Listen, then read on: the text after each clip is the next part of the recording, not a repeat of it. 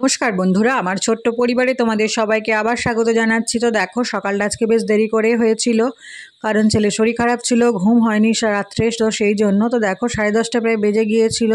তো বৃষ্টিও পড়ছে, আজকে স্কুলে যাওয়া নেই, তো ছুটির দিন আমাদের কাছে, তো সেই জন্য দেখো ঘুম থেকে উঠতে দেরি হয়েছে। তো ঘুম থেকে ওকে তুলে দেবো, কারণ ওকে ফ্রেশ করিয়ে বসিয়ে দেবো, কারণ ওকে খাওয়াতে হবে, একটু ওষুধও খেতে হবে, নাহলে শরীর ঠিক হবে না। সামনে পরীক্ষা আছে, ওকে তো ভালো করে রাখতেই হবে, তো সেই জন্য। তো দেখো ঘুম থেকে উঠে গেলাম, তো ওকে ফ্রেশ করিয়ে দিলাম। দেখো 10:30 সত্যিই বাজে, তো সেটাই তোমাদের সাথে শেয়ার করে দিলাম। তো দেখো ফ্রেশ করিয়ে দিয়ে বসিয়ে দিয়েছি ওকে। 11টা বেজে গেছে তখনও বাইরে খুব বৃষ্টি হচ্ছে, তো তোমাদের সাথে সেটাই শেয়ার করে দিচ্ছি। দেখো বৃষ্টি হচ্ছে, বেশ থামছেই না, সারাদিনই মনে হয় আজকে হবে, তো সেই জন্য দেখো সারাদিনই তো হয়েছিল বৃষ্টি। তো দেখো বিছানাটাকে একটু গুছিয়ে নিয়েছি ঝটপট করে, কারণ ও খেলবে সেই জন্য। তো একটুখানি খেলা করে বিছানাতে বসেই। তো দেখো ওকে বসিয়ে দিয়েছি, কারণ এবার রান্না করবো আজকে আমি একটু। তো আজকে বর্ষা ছিল, তো সেই জন্য একটু ভাবলাম খিচুড়ি বানাই। তো দেখো আজকে খিচুড়ি বানানোর রেসিপিটা তোমাদের সাথে শেয়ার করছি। আমি এভাবেই করি, ঝটপট হয়ে যায়। তো দেখো ডালটাকে প্রথমে ভেজে নিয়েছি, তারপর দেখো সবজিগুলোকে ভেজে নিয়েছি হালকা করে, কারণ সবজিটা ভাজা করে দিলে বেশ টেস্ট লাগে। তো দেখো আলু, কুমড়ো, পটল, গাজর এগুলোই ছিল, তো সেগুলো দিয়েই ভাজা করে নিলাম সবজিটাকে প্রথমে। তারপর দেখো চাল আর ডালটাকে ভালো করে ধুয়ে নিয়েছি, ডালটা ভেজে নিয়েছিলাম। তারপর দেখো এখানে একটা প্রেশার কুকারের মধ্যে সবগুলোকে একসাথে দিয়ে দুটো সিটি দিয়ে নেব, কারণ সিটি দিয়ে রান্না করলে বেশ তাড়াতাড়ি হয়ে যায়, গলেও যায়। লবণ আর হলুদ দিয়ে দিলাম এখানে অল্প করে, পরিমাণ মতোই।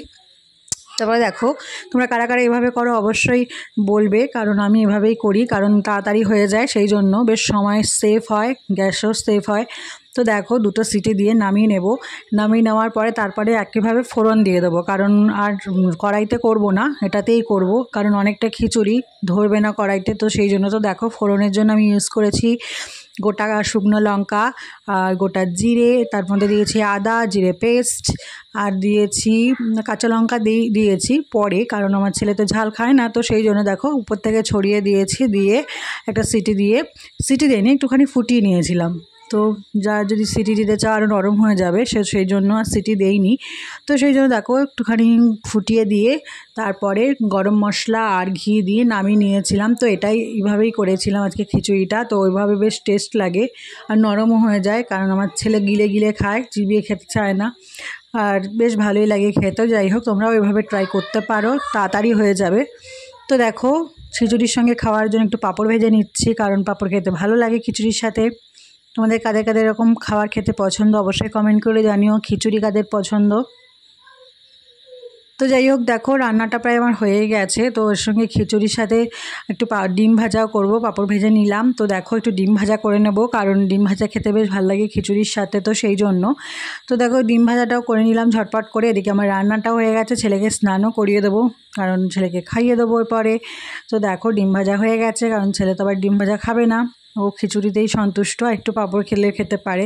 তো আজকের লাঞ্চ এটাই ছিল। তো কেমন হচ্ছে অবশ্যই কমেন্ট করে জানিও, কারণ বেশ ভালো লাগছিলো খেতে। তো দেখো তারপরে একটুখানি লেবু খাইয়ে দেবো ওকে, তো আমাদের জন্য একটুখানি লেবু মাখা মতো করেছিলাম, সেটাই তোমাদের সাথে শেয়ার করে দিলাম। তো দেখো ছেলেকে একটুখানি সন্ধ্যাবেলা পড়াতে বসেছি, ওকে একটু ঘুম পাড়িয়ে দিয়েছিলাম, ঘুম থেকে উঠে দেখো একটু পড়াতে বসেছি, কারণ হোমওয়ার্ক আছে, তো সেই জন্য। তো ওকে করিয়ে দিলাম, হোমওয়ার্কগুলো না করলে আর করা হবে না, কালকে স্কুল যেতে হবে। তো দেখো আজকের ব্লগটা এই পর্যন্ত থাকলো, সবাই খুব ভালো থেকো, সুস্থ থেকো, শুভরাত্রি।